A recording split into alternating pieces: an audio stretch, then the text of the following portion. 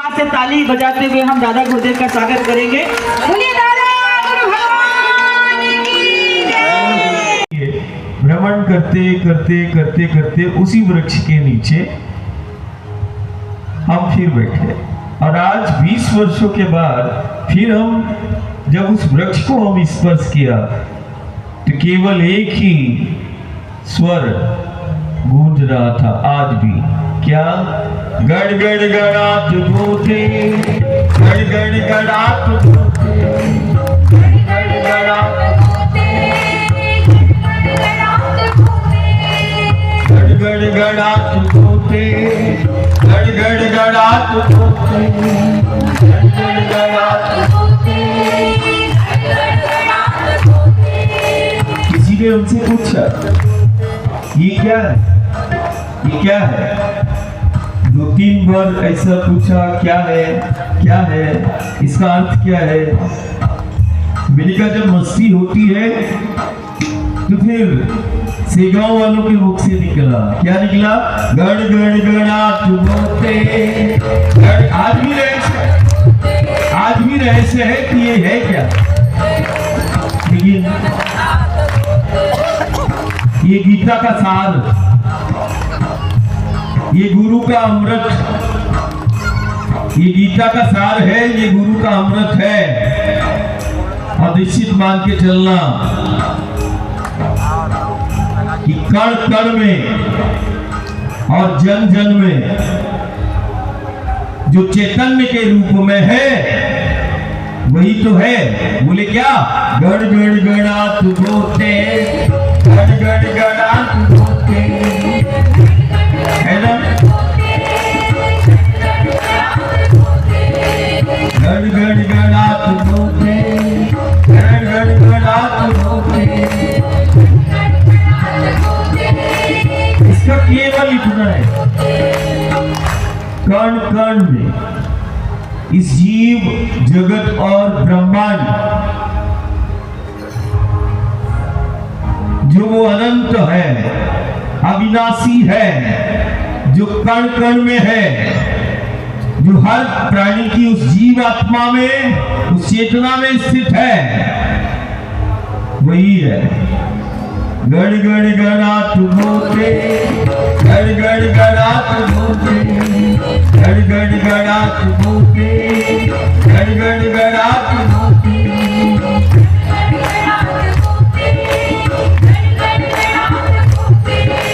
तुझ में है समाया, तुझ में है समाया, ऐसे समझ सकते हैं। बोलो, तुझ में है समाया, मुझ में है समाया, तुझ में है समाया, मुझ में है क्या?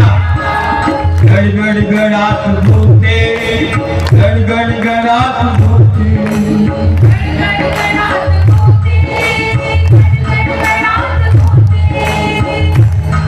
केवल यही है, कण कण में, क्षण क्षण में, पल पल में। ऐसा कोई पल नहीं, ऐसा कोई क्षण नहीं, और ऐसा कोई जीव जगत ब्रह्मांड का कोई कण नहीं जिसमें उसका अस्तित्व ना हो। उस अस्तित्व के बिना ये जीव जगत ब्रह्मांड सब जड़ है। और जब उसमें पाया, उस पल में, उस क्षण में, उस कल में और उस कण में, वही अविनाशी है, वही परम सत्ता। तो जब मस्ती हुई तो ये सेगांव से निकला। और निश्चित मान के चलना, महाराष्ट्र में हम कभी कभी जब भी हम महाराष्ट्र आते और महाराष्ट्र में भ्रमण होता तो हम केवल इतना बोलते, नहीं, महाराष्ट्र हमारे लिए कोई प्रांत या कोई राज्य नहीं है। महाराष्ट्र तो हमारा आई का घर है, महाराष्ट्र हमारा ताई का घर है। हम आई का घर है, हम ताई का घर है, हम बैजा के घर है। हमें सिर्फ आई नजर आती है, महाराष्ट्र में ताई नजर आती है।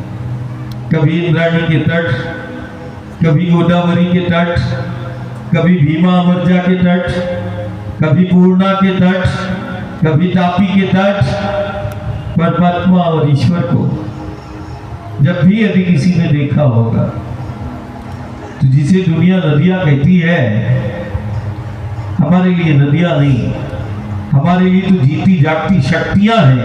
हमने नदियों के रूप में शक्तियों को प्राप्त किया। आज हम कहें कि हम राम कृष्ण का चिंतन कर रहे हैं, हम गुरु गोविंद का चिंतन कर रहे हैं, लेकिन विचार करना, हम थोड़ी देर के लिए इस देवभूमि भारत से गंगा, यमुना, सरयू, गोदावरी, कावेरी, पूर्णा, तापी, कृष्णा, भीमा, अमरजा, इन सबको थोड़ी देर के लिए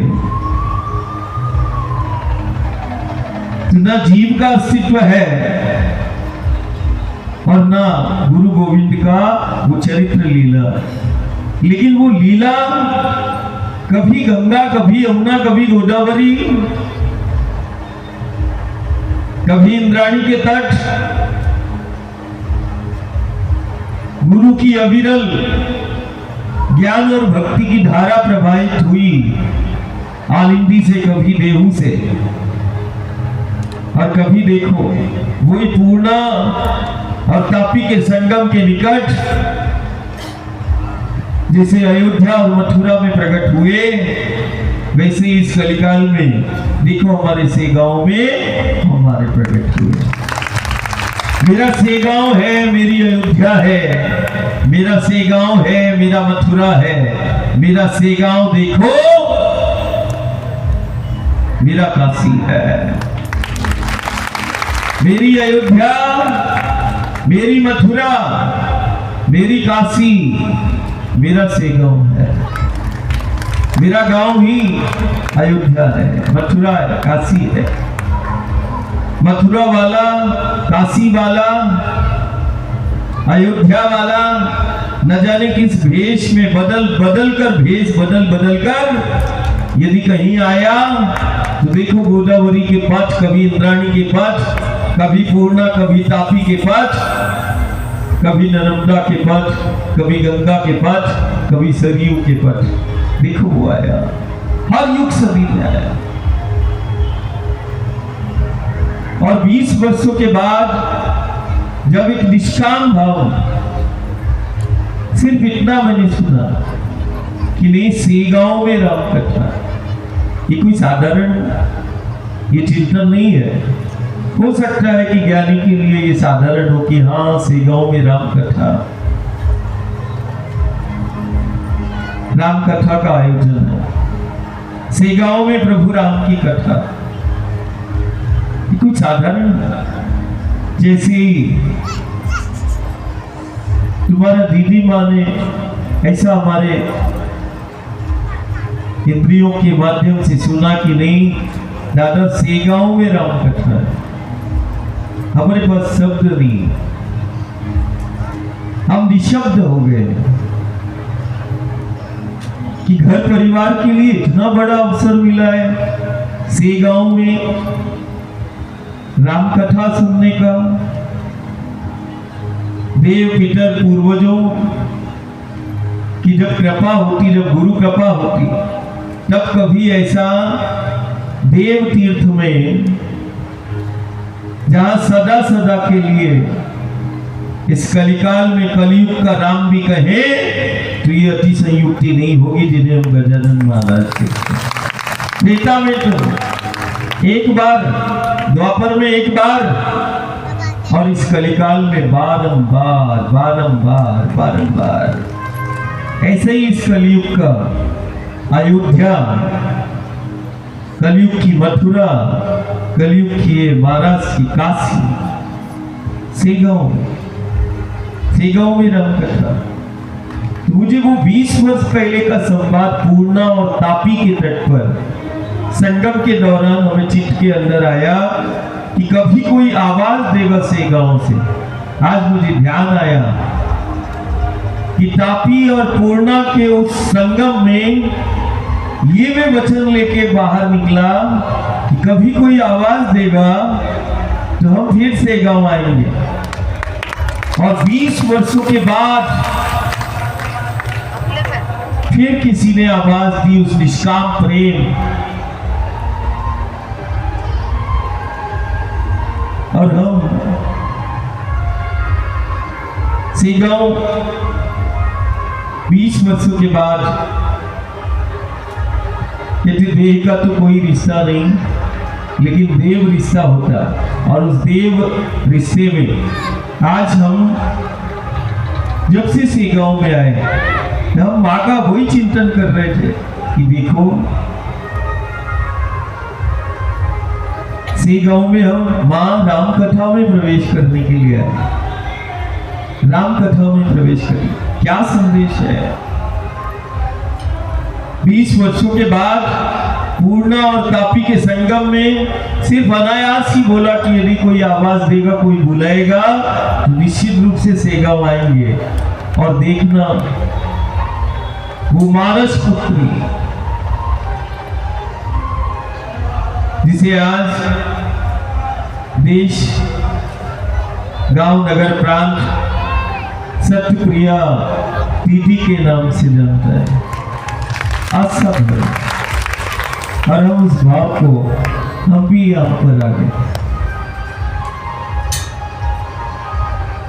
कथा में प्रवेश हमें करना था, हमने कर लिया। सेगांव की माटी का स्पर्श करना था, सेगांव के इस वायुमंडल की इस वायु को स्पर्श करना था। हम वायु को स्पर्श कर रहे हैं, और वायु आहार बना के ही हम सेगांव हम प्रवेश कर रहे हैं। अब तो वायु ही आहार है। एक ने अभी भक्त ने बोला मंदिर के पास कि नहीं, यहाँ आने से पहले कि दादा नर्मदा का जल है आपके लिए रखा है। मैंने कहा नहीं, अभी तो हम वायु ही आहार है। अभी हम माँ का जल, यदि हमने माँ का जल लिया तो हमें फिर रात्रि वहीं पर विश्राम करना होगा। मैंने कहा अभी वायु पर ही राम कथा में प्रवेश करते हैं, और हम उस वायु को आहार बना के हमने प्रवेश किया। हम केवल एक ही संदेश कि देखो, जिस धरा के लिए परमात्मा और ईश्वर अवतार लेता है, बोले वो अवतार लेता है धरा के लिए।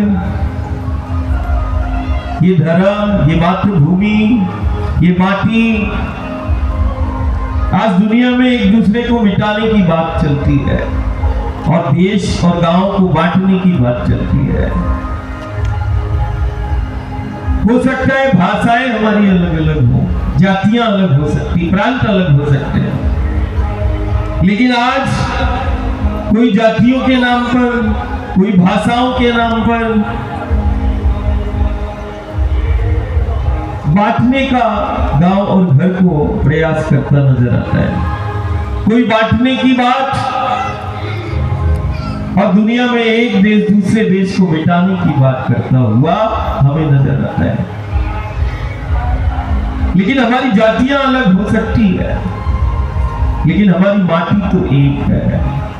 एक धरा है, जिस धरा के लिए परमात्मा ईश्वर अवतार लेता है। एक ने मुझसे पूछा आपका गुरु कौन है? तो मैंने कहा मेरा गुरु तो ये पृथ्वी है, ये धरती है।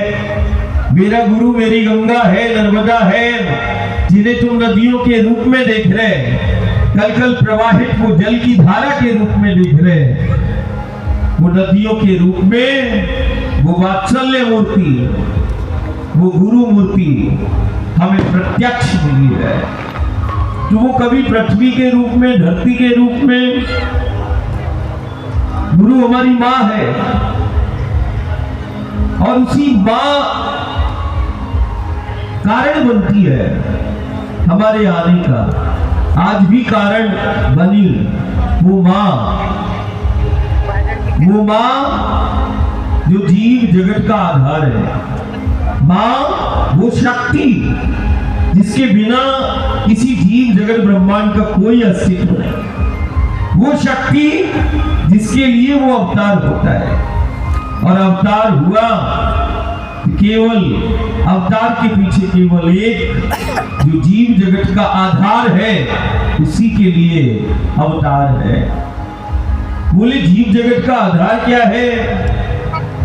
देखो इस धरा को, ये आधार है। इसी धरा के लिए, इसी माटी के लिए वो अवतार लेता है। कभी धेनु के लिए अवतार लेता है, जिन्हें हम नदियां कह रहे हैं, उन्हीं नदियों के तटों पर वो लीला करता है। कभी सरयू, कभी गंगा, कभी गोदावरी, कभी कावेरी, कभी नर्मदा। दुनिया के लिए नदियां हैं, हमारे लिए नदियां नहीं, हमारे लिए जीवंत शक्तियां हैं। गुरु ने कुछ नहीं दिया, गोविंद कुछ नहीं देता। बोले क्या दिया? गुरु और गोविंद ने एक दृष्टि दी है, केवल एक दृष्टि की, तुम मेरी नजर से देखो। गुरु गोविंद ने एक विचार दिया है, और जब जब वो विचार दिया, वो केवल जीवन का ही आधार नहीं, वो जगत का आधार बन गया, जो गुरु और गोविंद के मुख से निकला। वो एक विचार, वो एक दृष्टि, और वो नजर की तुम मेरी नजर से देखना। नदी नहीं, हमारा ही दुनिया में दर्शन है। हम हमेशा बोलते हैं कि जन्म देने वाली को दुनिया मां कहती है, लेकिन दुनिया में केवल एक भारत है जो जीवन देने वाली शक्ति को भी मां कहता है। जन्म देने वाली को दुनिया ने मां कहा, लेकिन दुनिया में केवल हम हैं जो पालन पोषण करने वाली को भी हमने मां कहा, जीवन देने वाली को भी हमने मां कहा।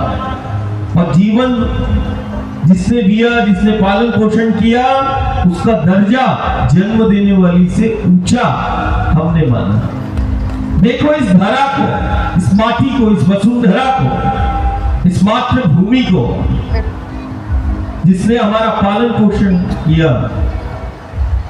दुनिया के लिए ये मिट्टी, ये एक टुकड़ा होगा, लेकिन हमारे लिए ये धरती, हमारे लिए ये मां है। हम मां के रूप में देखते हैं माटी को, हम मां कहते हैं। पालन पोषण करने वाले। हमारा दर्शन देखो, हमारे लिए रिवर नहीं है, हमारे लिए कोई बहता हुआ पानी नहीं है। ये हमारी जीवन शक्ति है, और जिसने हमें जीवन दिया, हम उस जीवन शक्ति को भी मां के रूप में देखते हैं। हम नदियों को मां के रूप में पूछते हैं। ये हमारा दर्शन है। कौन दुनिया में नदियों को मां कहता है? कौन दुनिया में इस धरती को, माटी को मां के रूप में? हमने गुरु और गोविंद को देखा। देखो इंद्राणी का तट, एक तरफ आलिंदी, किसके तट पर? जैसे अयोध्या और मथुरा बोला, ज्ञानेश्वर और तुकाराम, जैसे आलिंदी, देहू, ऐसे मथुरा और अयोध्या बोला तो रामकृष्ण का ध्यान आ जाता है। और वैसे ही कोई बोले आलिंदी और देहू, तो संत ज्ञानेश्वर और तुकाराम जी का ध्यान आ जाता है। लेकिन किसके तट पर? इंद्राणी के तट पर। आज हम प्रभु राम का चिंतन करते हैं। बिना सरयू के, बिना गंगा के कैसे संभव है? बिना इंद्राणी, बिना गोदावरी के, बिना गंगा की कैसे, बिना यमुना के विट्ठल की परिकल्पना? यदि यमुना के तट पर मथुरा वृंदावन में हम उसी विट्ठल कृष्ण को देख रहे, जो महाराष्ट्र में भीमा के तट पर, पंढरपुर में हम देख रहे। भीमा वो शक्ति नदी नहीं है, भीमा का तट है जहां हमने विट्ठल को पाया। इंद्राणी का वो तट है जहां हमने गुरु को पाया। गोदावरी का पथ है जहां पर गुरु आज्ञा हुई कि जाओ हरि भक्ति में लीन कर देना। किसी ने देखा कि वो जल की धारा है, अरे जल की धारा नहीं, वो ऐसे विचारों की धारा, ऐसे भक्ति ज्ञान की धारा जिससे आज समूचा जगत बंधा। न जाने छोटी छोटी कितनी शक्तियां धीरे धीरे विलुप्त होती जा रही है, गुप्त होती जा रही है। और हम वही सावधान करने के लिए हम निकले कि 10 साल 20 साल पहले से गांव कितना हरा भरा और आसपास के जंगल, पूर्णा और पूर्णा से मिलने वाली दर्जनों शक्तियां हैं, एक नहीं। जब विचार करोगे तो छोटी छोटी, कोई 10 किलोमीटर, कोई 20 किलोमीटर, कोई 40 किलोमीटर शक्तियों का मतलब वो जल का प्रवाह जिन्हें हम नदियां कह रहे, आज 100 साल, 125 साल शताब्दी महोत्सव सेगांव वालों ने मनाया होगा, 100 साल से ऊपर हो गया। लेकिन इन 100 सालों में हमने उन शक्तियों को गुप्त कर दिया, उन शक्तियों को हमने विलुप्त कर दिया। कहीं ना कहीं जाने अनजाने में हमसे भूल हुई। हमें आज ये तो पता है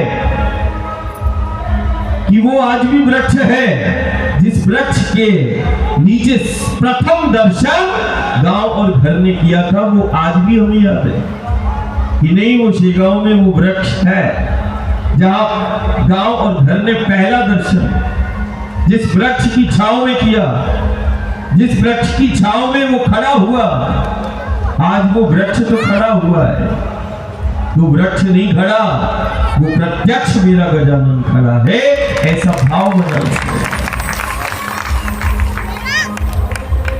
आज मठ में यदि मूर्ति है तो मठ की मान्यता है, और मैं बोलूं मठ और मंदिर में कोई मूर्ति नहीं तो वहां कोई जाएगा क्या?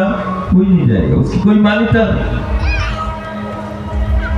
जैसे तट की शोभा, मठ की शोभा मूर्ति से है, वैसे ही हमारे गांव नगर की जीवंतता उन पेड़ पौधों से है।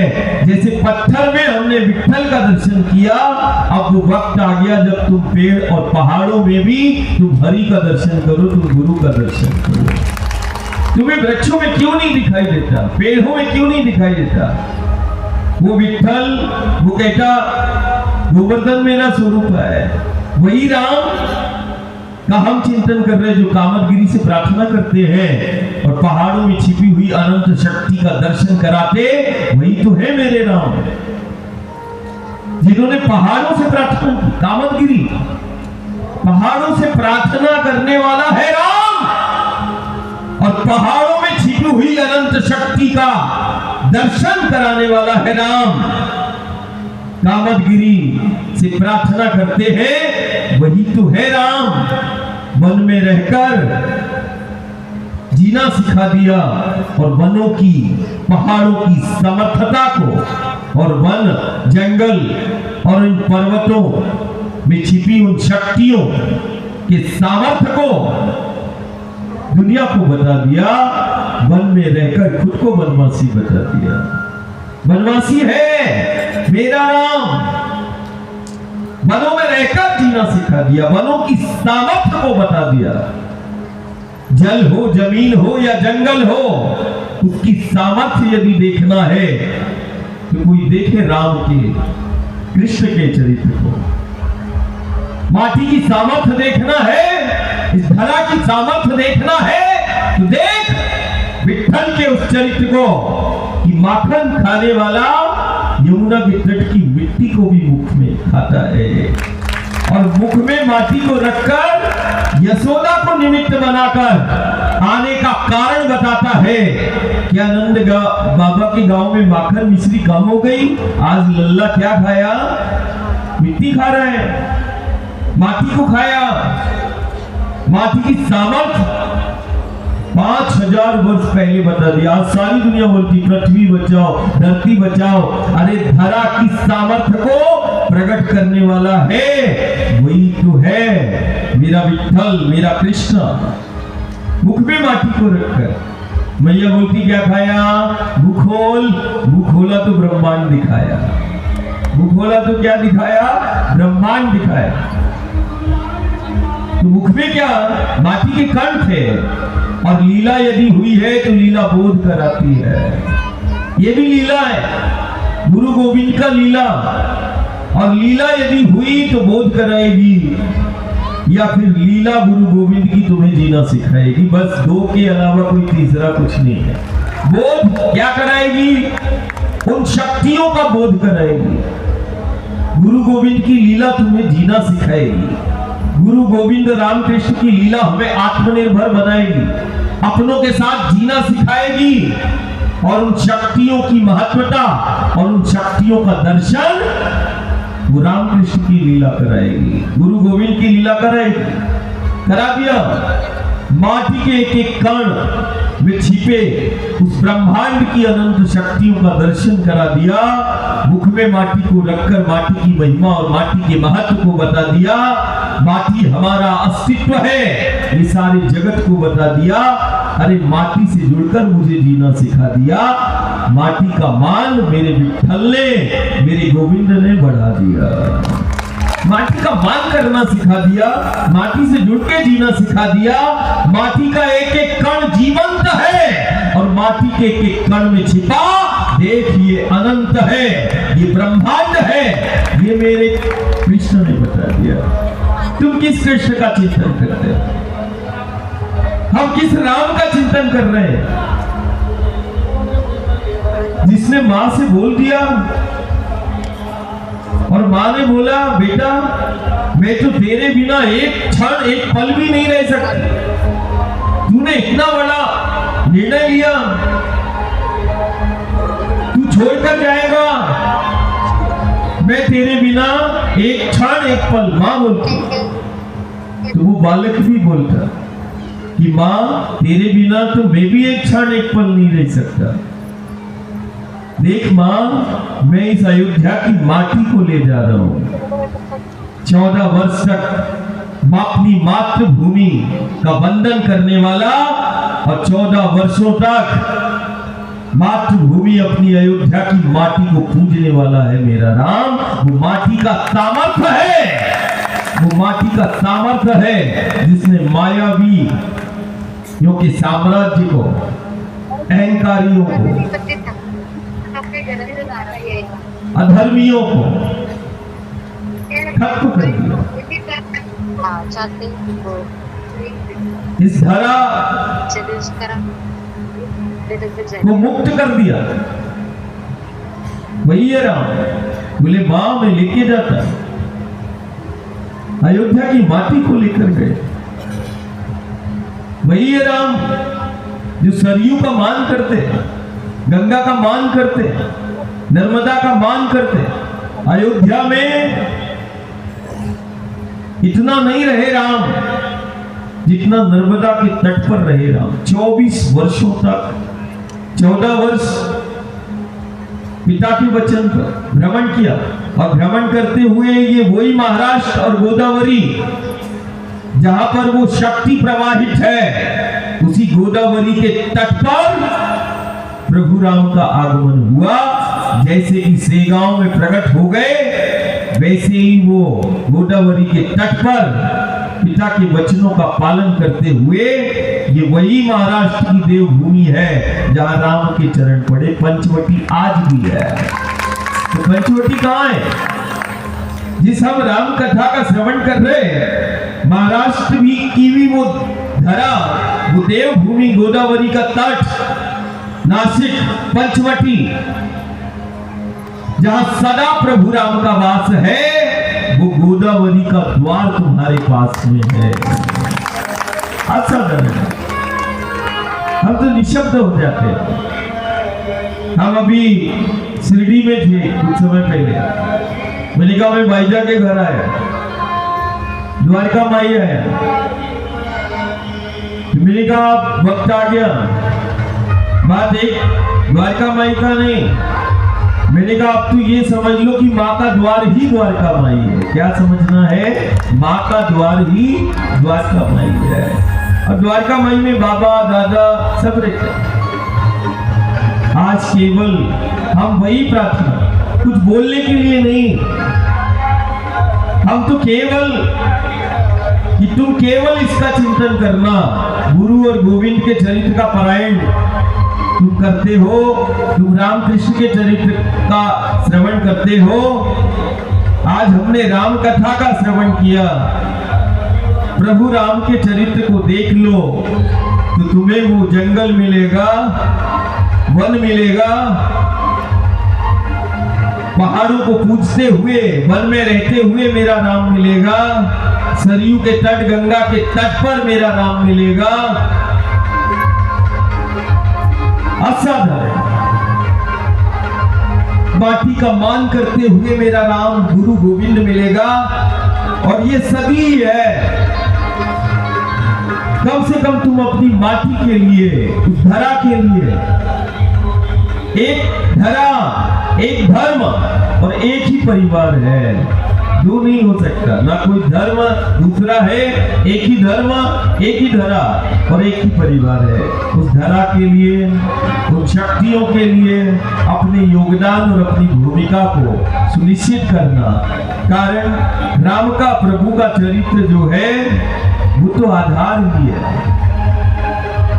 लेकिन बात धारण करने की है और धारण करके हमें अपने गांव नगर को, जीवन को उदाहरण बनाने का है।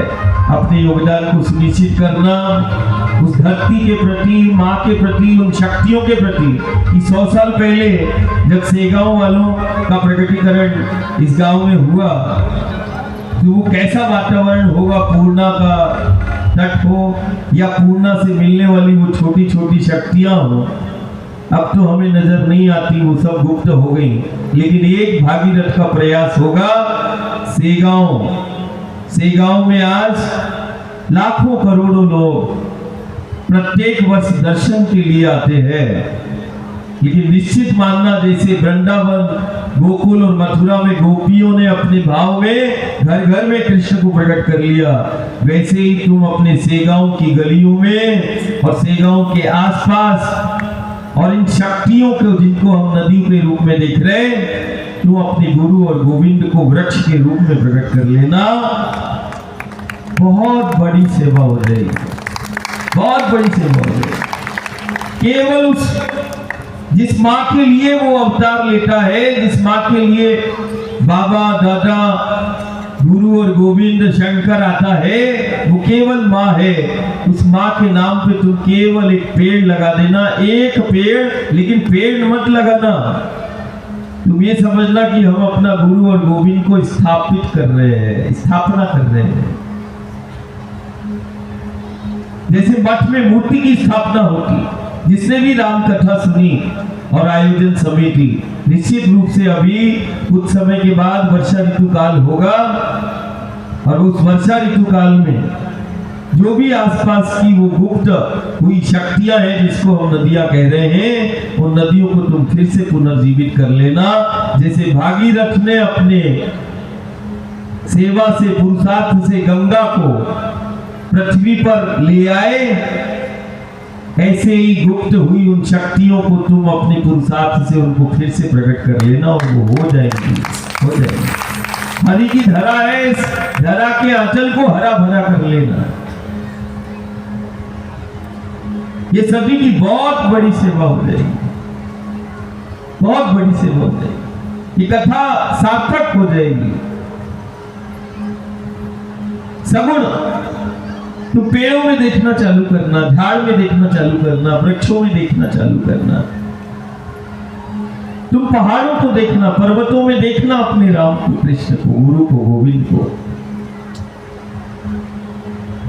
निश्चित मान के चलना, यदि राम ने कामतगिरी से प्रार्थना की, पंचवटी में रहे, चित्रकूट में रहे, प्रभु राम भी तो रहे ना।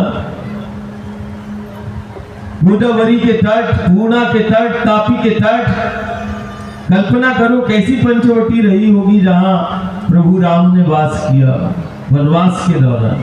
कैसी पंचवटी रही होगी, कैसा चित्रकूट रहा होगा, कैसा मथुरा और वृंदावन रहा हो। कल्पना करो 100 वर्ष पहले सेगांव कैसा रहा होगा, और आज सेगांव कैसा बना दिया। ठीक है, युग सदी के हिसाब से तुमने इमारतें बना ली, लेकिन वो इमारतें सूनी रहेंगी यदि आसपास इस धरा पर ये वृक्षों से विहीन ये धरा हो गई, तो फिर हम अपनी पीढ़ियों को सुरक्षित नहीं कर पाएंगे। आज सबसे बड़ी सेवा हो जाएगी वृक्ष को ही प्रत्यक्ष मानकर, और केवल एक वृक्ष को संरक्षित नहीं करना है कि नहीं यहाँ से गांव वाले महाराज जी का प्रथम दर्शन हुआ था तो उसको तुमने बस उस वृक्ष को संरक्षित कर लिया। अरे एक एक वृक्ष में तुम गजानन को देखना, एक एक वृक्ष में तुम अपने विठल को देखना, तब बात बनेगी। हमने तो संकुचित मानसिकता कर ली कि नहीं यहाँ बस, अरे ना जाने वृंदावन गोकुल मथुरा की किस गलियों में किस घर में भगवान का आना हुआ, न जाने सेगांव की किस गली में किस घर में गजानन महाराज का भ्रमण हुआ, न जाने कितने वृक्षों की छांव में और न जाने कितने घरों के द्वार में मेरा गजानन मेरा भगवान न जाने कहां खड़ा हुआ था। तुम वृक्षों को खड़ा कर लेना, जैसे पत्थर की मूर्ति को तुमने स्थापित किया वैसे उन पेड़ों की स्थापना करके तुम अपनी गजानन को, गुरु को, गोविंद को प्रकट से गांव में हर जगह, बाहर अंदर सब जगह जहां देखना वृक्ष को देखना, मेरा गजानन, मेरा गुरु, मेरा गोविंद, मेरा शंकर नजर आए तो तुम समझ लेना कि जीवन सुरक्षित है। अब हम अपनी पीढ़ियों को सुरक्षित कर ले। एक ने अभी नासिक में पूछा, बोले दादा न जाने कब आओगे, क्या सेवा करें, गर्मी का समय था, अभी पिछले माह की बात है। मैंने कहा देखो तुम इस बार घर बैठे ही सेवा कर लेना। बोले क्या करना है?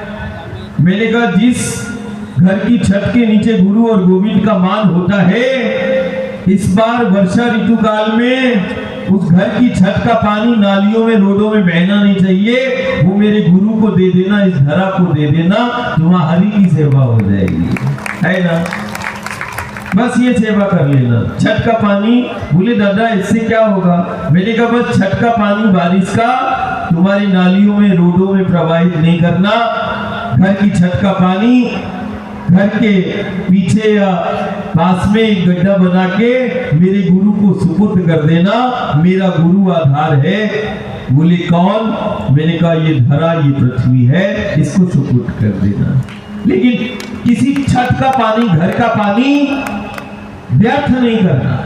कल यही सेगांव है जहां से संदेश निकला कि अन्न का कण व्यर्थ नहीं होना चाहिए, और यही वो सेगांव है जहां मैं बोल के जाता कि जल की बूंद व्यर्थ नहीं होना चाहिए।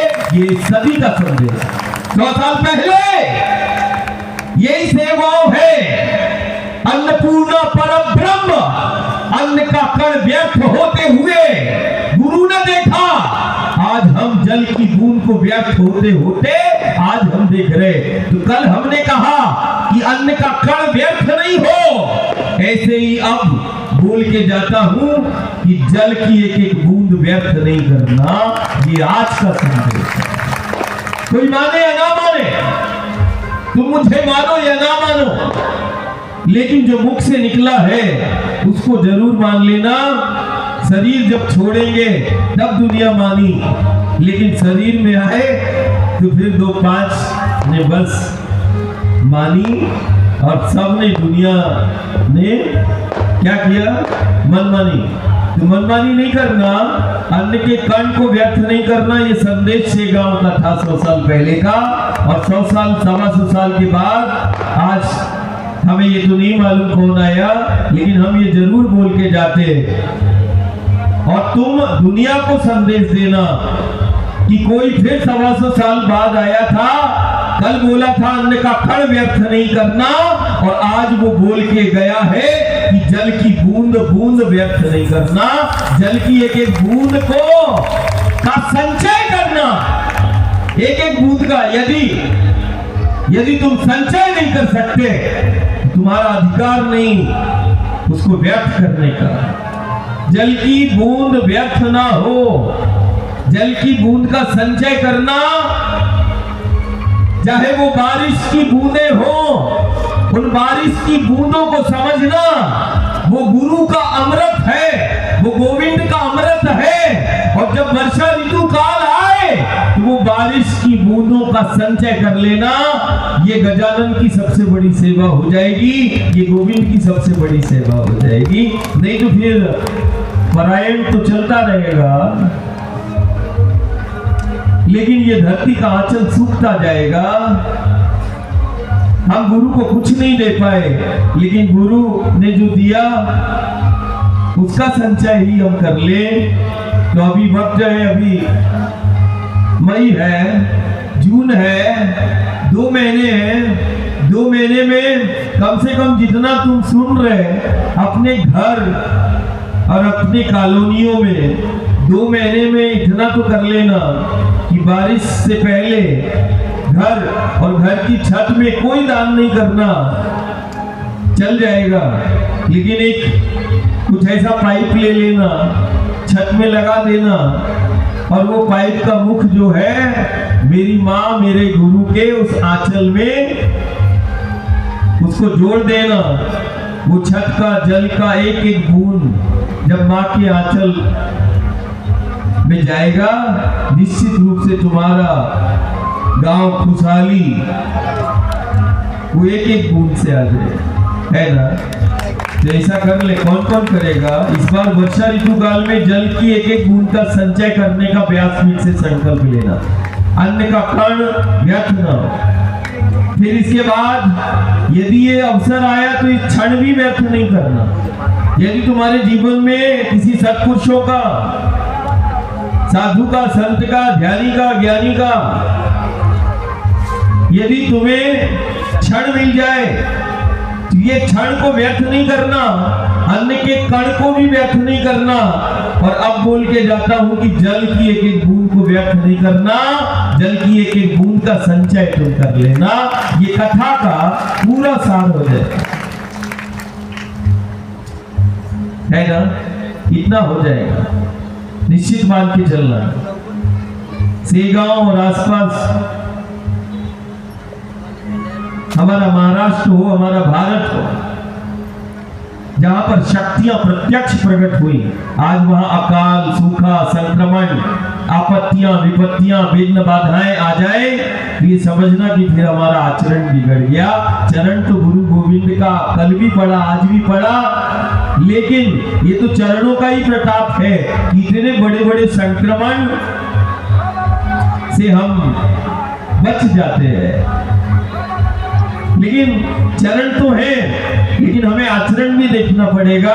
और आचरण यदि गलत हो गया, मर्यादाओं का उल्लंघन होने लगा, खान पान बिगड़ गया, तो फिर हम अपने घर परिवार को सुरक्षित नहीं कर पाएंगे। इसीलिए आहार की भी शुद्धि रखना है, खान पान भी अच्छा रखना है। आई बनाए वही खाओ, घर से खाकर जाओ, बाहर मत खाओ। आहार अच्छा होना, खान पान अच्छा होना, अमृत पान करना, नाम स्मरण करना, हरि नाम ही, राम नाम ही लेना, उस राम नाम रूपी रस पीना, नाम स्मरण करना।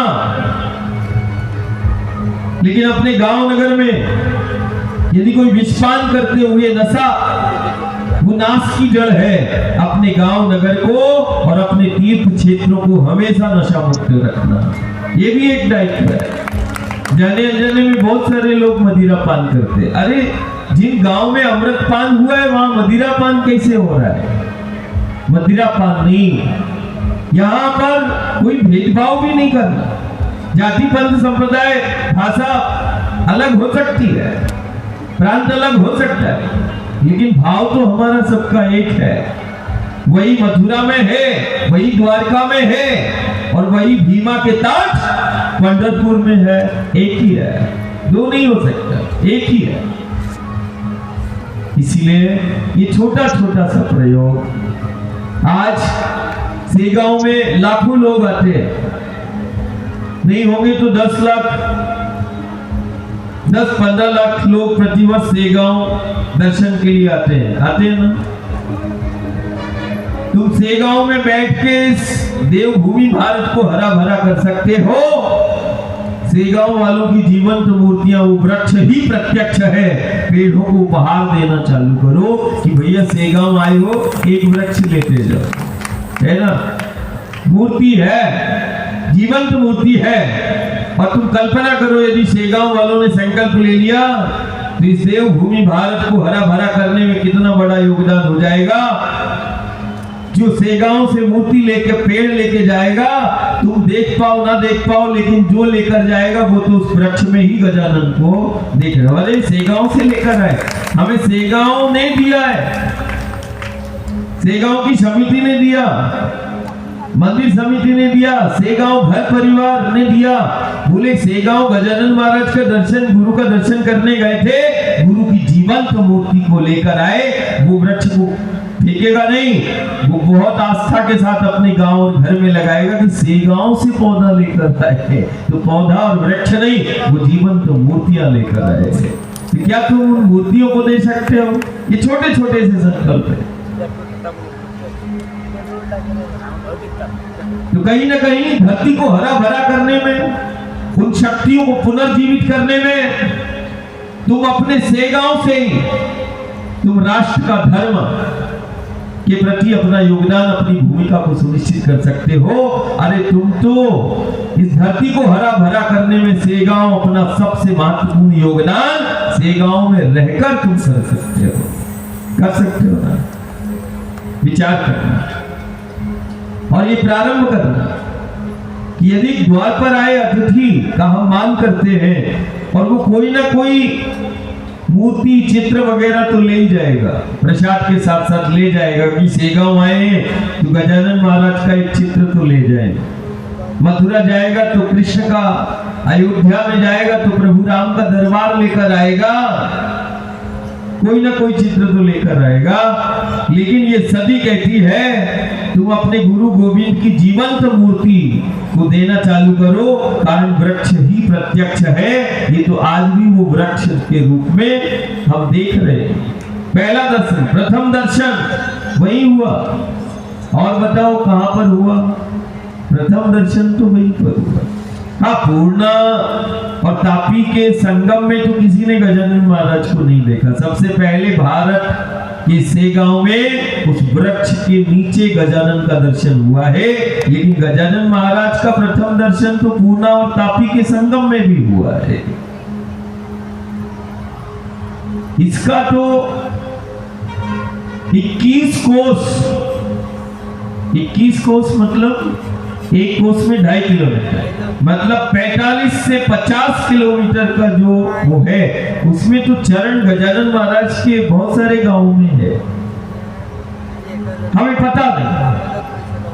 लेकिन कभी ऐसा हो सकता है कि प्रभु राम आए, कृष्ण आए, गुरु आए, गोविंद आए और वो इन शक्तियों के तटों पर ना बैठा हो, ना तटों पे चला हो। कभी हम कल्पना कर सकते हैं ज्ञानेश्वर महाराज की, तुकाराम, निवृत्तिनाथ, गैरीनाथ कि बिना गोदावरी, भीमा, अमरजा के संगम, इंद्राणी के तट, भीमा के तट, कृष्णा के तट, बिना तट के वो सीधा आ गया हो गांव घर। कल्पना कर सकते हैं प्रभु राम की बिना सरयू के, बिना गंगा के? कल्पना कर सकते हैं कृष्ण की बिना यमुना के तट की? नहीं, ऐसा हो ही नहीं सकता। कोई ना कोई तट पर, जिसको तुमने नदी कहा, किसी न किसी नदी के पथ और तट से ही वो गुरु गोविंद हर युग सदी में गांव तक आया है। जब तुम इस पर शोध करोगे कि वो वृक्ष की निकट 100 वर्ष पहले वो किशोर अवस्था में कौन आया था, युवा अवस्था में, तो कहीं ना कहीं तुम्हें सेगांव और बुल्ढाना की इस 50 किलोमीटर के उस दायरे में तुम्हें वो शक्तियों के तट पर वो आज भी प्रमाणिकता मिलेगी कि किस तट और किस पद से। कोई युग साक्षी नहीं, कोई युग और सदी साक्षी नहीं। त्रेता देख लो, सतयुग देख लो, द्वापर देख लो, कलयुग बारंबार देख लो, कोई भी ऐसा युग और सदी नहीं जिस सदी में वो तट और पथ से ही चला। और फिर गांव में आया।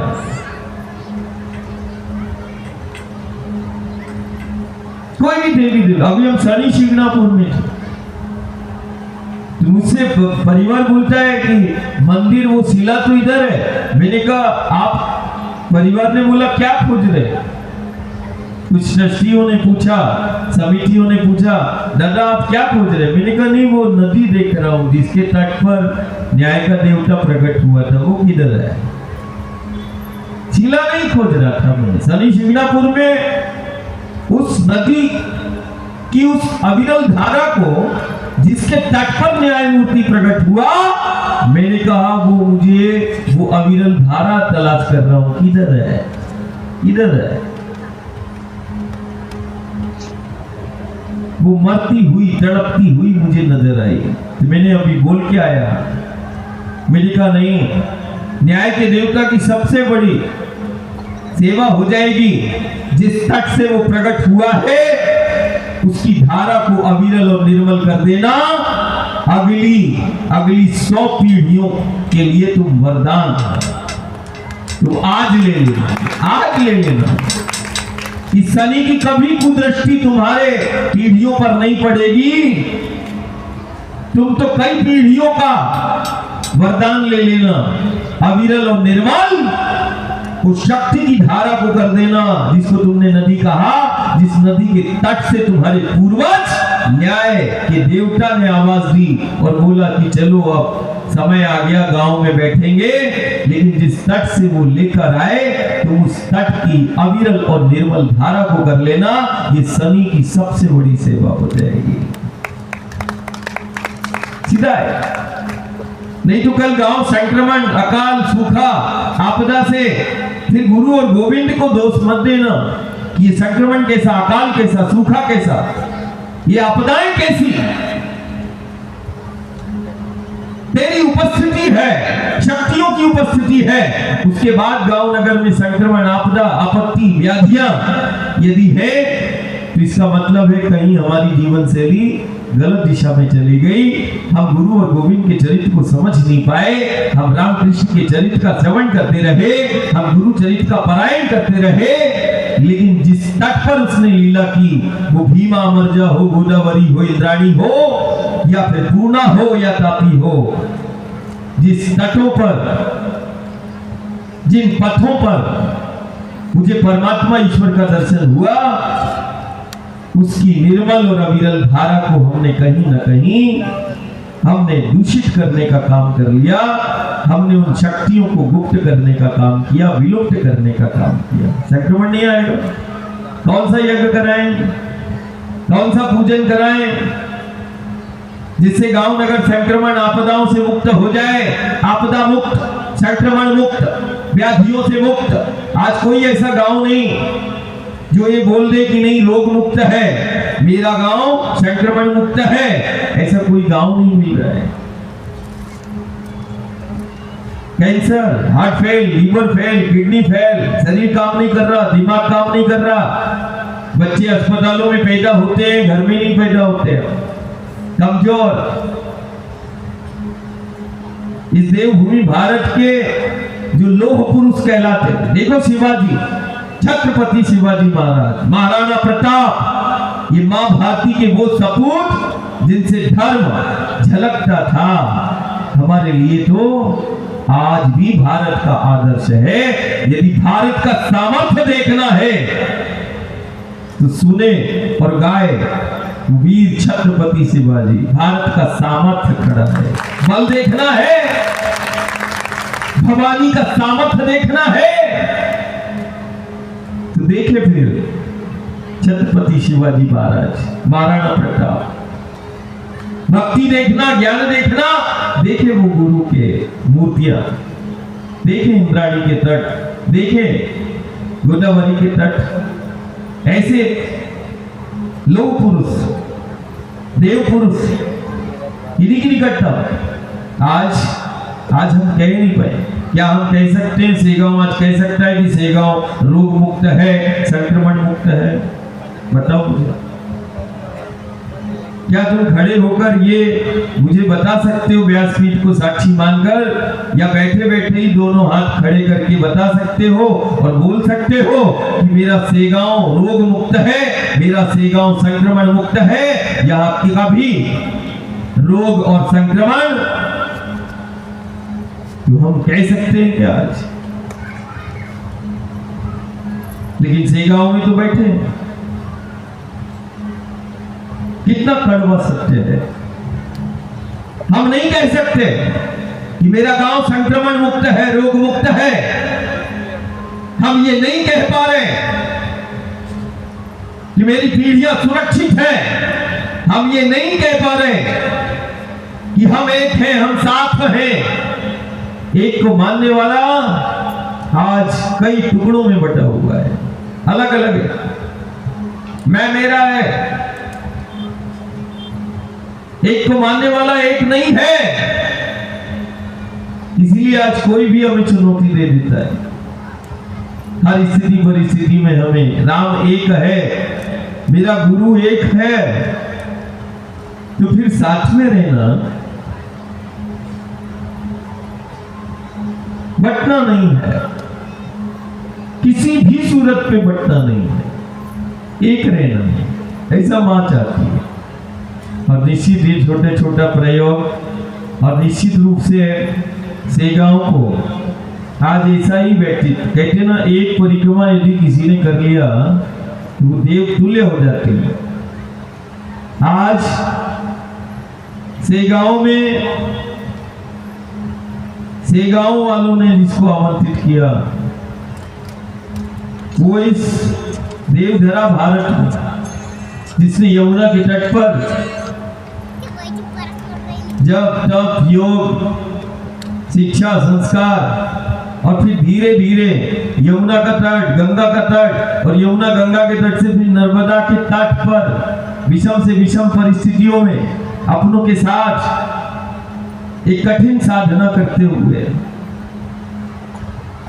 जब हमने देखा, निश्चित मान के चलना सेगांव को आज जिसने राम कथा का रसपान कराया है, मैं सेगांव को तो कुछ दे नहीं सकता, लेकिन हाँ एक जरूर बात है कि जिसके मुख से तुमने राम रस और वो अमृत पान किया है, निश्चित है हमारा वचन है, सेगांव को कोई मिले ना मिले, लेकिन सेगांव को बारंबार दादा बाबा तो जरूर मिलेगा, है ना। हर स्थिति परिस्थिति में कहीं ना कहीं हम फिर से गांव आएंगे, लेकिन हमारा एक प्रार्थना है कि कल बोला कि अन्न का कण व्यर्थ नहीं करना, कारण कल अन्न का कण व्यर्थ किया और आज जल भी व्यर्थ हो रहा है, इसीलिए अब जल की एक एक बूंद व्यर्थ ना हो, ऐसा तुम्हें घर घर को, गांव गांव को, जन जन को संदेश भी देना है और आत्मसात भी करना है। हाँ, नर्मदा मैया की जय। जब हम सत्यप्रिया को देखते तो हम निशब्द हो जाते हैं, हमारे पास शब्द नहीं रहते। यही समझना कि हमारी उपस्थिति हमारा तो प्राण ही है, और आज से गांव में समझना दाता का प्राण बैठा है। हम कुछ कह, हमारे पास शब्द नहीं, प्रेम का कोई शब्द नहीं। हृदय भरा रहता है। सेगांव में आए तब भी भरा है। अब किसी ने बोला सेगांव जाना है, किसी ने बोला महाराष्ट्र जाना है। अब महाराष्ट्र, मैंने कहा महाराष्ट्र क्या है? मैंने कहा महाराष्ट्र तो मेरा आई का है, महाराष्ट्र मेरा ताई का है। मैं आई का घर बोलता हूँ, महाराष्ट्र को ताई का घर बोलता हूँ। भाईजा का घर है, जीजा बाई का घर है। हम जीजा बाई के घर आए, हम आई के घर आए, ताई के घर आए। इससे ज्यादा हमें कुछ सूत्र रहती नहीं। निश्चित है कि हम अपना योगदान और भूमिका को सुनिश्चित करेंगे। और आज सेगांव का वचन है कि 20 वर्ष बाद आवाज आई, लेकिन कल घर घर से आवाज आए, लेकिन उस माँ के लिए आए, उस गुरु और गोविंद के लिए आए। हाँ, नर्मदा मैया की जय, सत्यप्रिया मैया की जय। लड़की भी कहते अपना है, कि लड़की को देवी का रूप मानते हैं, कन्या को देवी का रूप मानते हैं। हाथ खड़ा करो, कौन कौन मानता? भारत में कन्या को देवी का रूप मानते हैं, इसीलिए हमारे लिए वो देवी ही है ना। नर्मदा मैया की जय।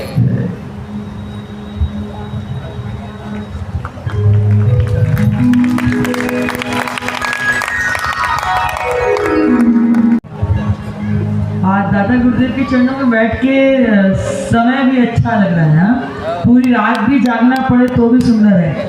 और देखो अभी एक आपको हम बात बताते हैं। दादा गुरुदेव ने एक बात कही है, तो एक बहुत सुंदर हम आपको दर्शन कराते हैं। आप जल ना पियो तो आवाज निकलेगी क्या? निकलेगी क्या? अभी दादा गुरुदेव की वाणी को श्रवण कर रहे थे।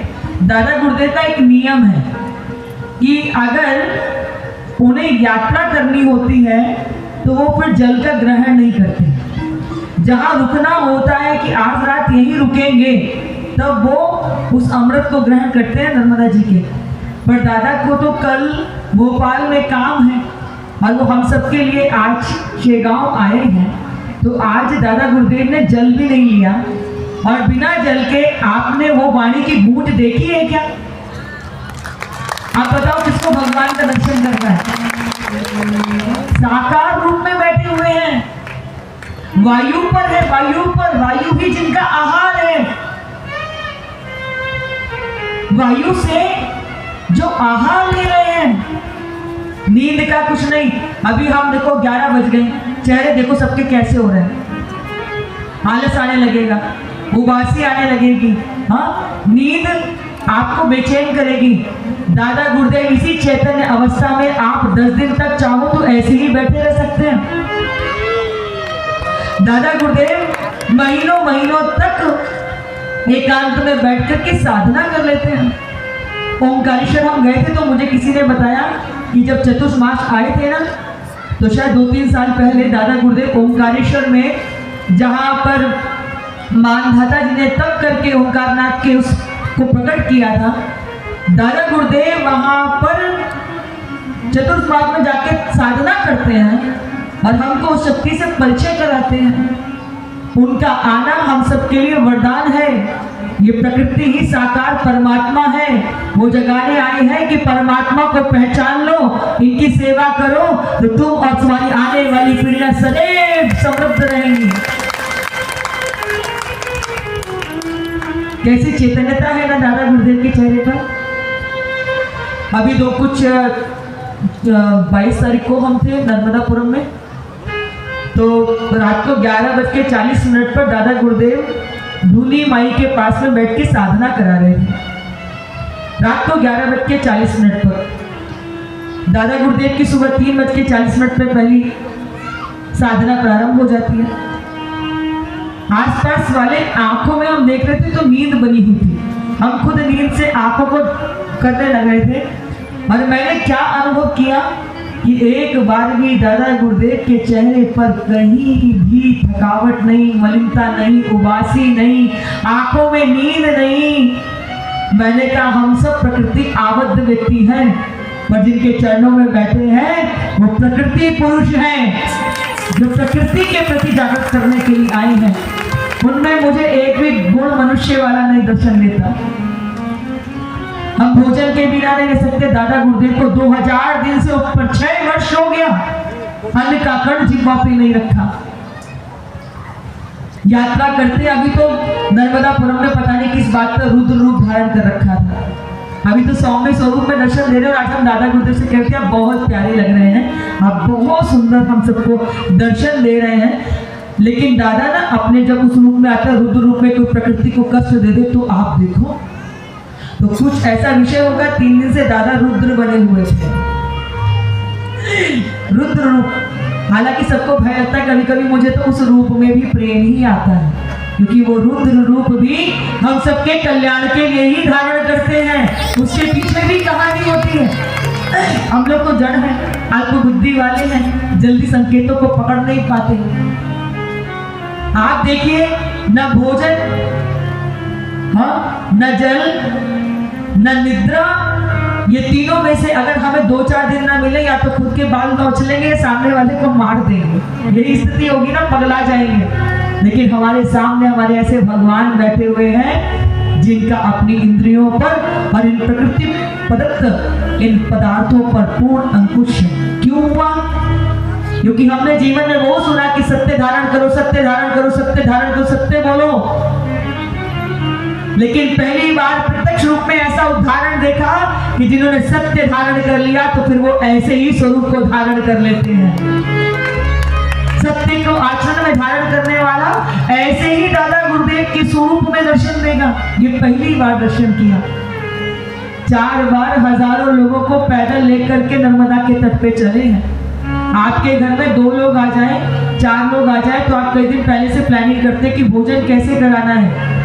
लेकिन आप विचार कीजिए, जब नर्मदा के तट पर दादा गुरुदेव चलते हैं तो हजारों लोग उनके साथ चलते हैं। और पता है दादा की टोली में जो सबसे कम उम्र का व्यक्ति होता है वो कितने वर्ष का होता है? हाँ, 90 वर्ष का।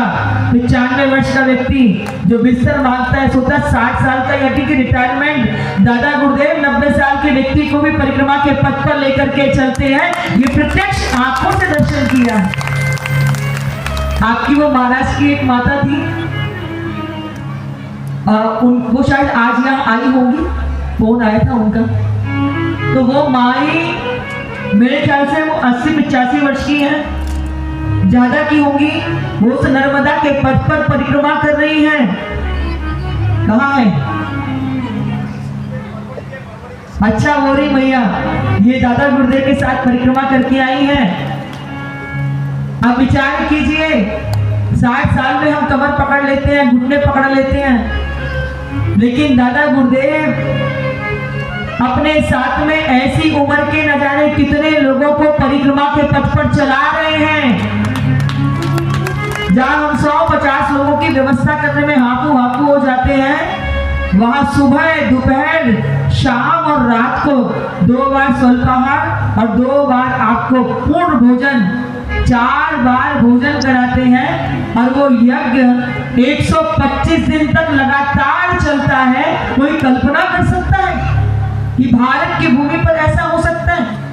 इतने दुर्गम पथ, कभी पहाड़ आते हैं, कभी पठार आते हैं, कभी सड़कें ऊंची, कभी सड़कें नीची, कभी गांव से, कभी खेत से। और दादा इतनी बड़े 1,500-2 हजार लोगों के साथ नर्मदा जी के पथ पर 3,500 किलोमीटर की परिक्रमा पैदल करते हैं। और वो परिक्रमा करके वहां से संपूर्ण विश्व को दृष्टि देते हैं कि शक्ति को पहचान लो, ये शक्ति ही जीव जगत ब्रह्मांड का आधार है। यदि शक्ति को पहचान लिया तो फिर भारत विश्व गुरु था, विश्व गुरु है और विश्व गुरु के पद पर पुनः विराजित हो जाएगा। बस अपनी शक्तियों से परिचय पा लिया। तो ऐसे भगवान ने हमें समय दिया, दर्शन दिया। बार बार प्रणाम करके कृतज्ञता व्यक्त करूं तो भी बहुत छोटी है, बहुत छोटी है, बहुत छोटी है। ऐसे दादा गुरुदेव भगवान हमको प्राप्त हुए हैं। हमारे बीच में बड़े प्यारे हैं, मेरे तो बहुत प्रेम के भाजन हैं। ऐसे हमारे आचार्य जो दादा गुरुदेव की कृपा से उनके साथ परिक्रमा करते हैं और बहुत सुंदर कथाओं का सजन भी करते हैं। ऐसे आचार्य रवि जी के लिए भी ताली बजाकर आशीर्वाद दे दीजिए। और दादा गुरुदेव की सेवा में प्रतिपल रहने वाले ऐसे मेरे प्यारे बाल स्वरूप सौरभ हैं, यहाँ वेदांश हैं, उनकी उपस्थिति को, उनकी सेवा को भी हम खूब खूब आशीर्वाद देते हैं। उनके लिए भी बात जोरदार ताली बजाकर आप अपना प्यार व्यक्त कीजिए, आशीर्वाद दीजिए, ताकि वो ऐसे ही सेवा करते रहें। और एक बार गजानन परिवार सेवा समिति के लिए जोरदार ताली बजाइए, जिन्होंने इतने दिव्य अनुष्ठान को। नहीं दादा, मेरा कथा हो गया है, बस पूर्णता की तरफ आरती के लिए जाएंगे।